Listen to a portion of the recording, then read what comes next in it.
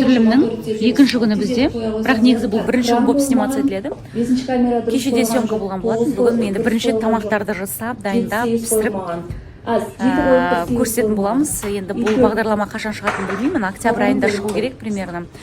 Тату тәтті бағдарламасына, Қазақстан арнасына Бексұлан екеуміз қатысушы болып келіп қалған жайымыз бар. Енді көреміз.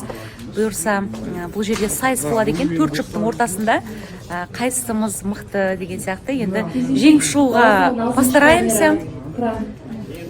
Я очень хочу победить. Көреміз енді.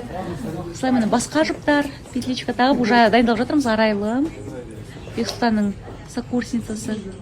Мына жерде міне тағы да басқа жұптар. Бексұлтан. Ассалаумағалейкум, құрметті оқырмандар, қалайсыздар? Қалайсың? Керемет бағдарламаның түсіріліміне келіп қалдық. Отбасылық құндылықтарды насихаттайтын бағдарлама дегесін.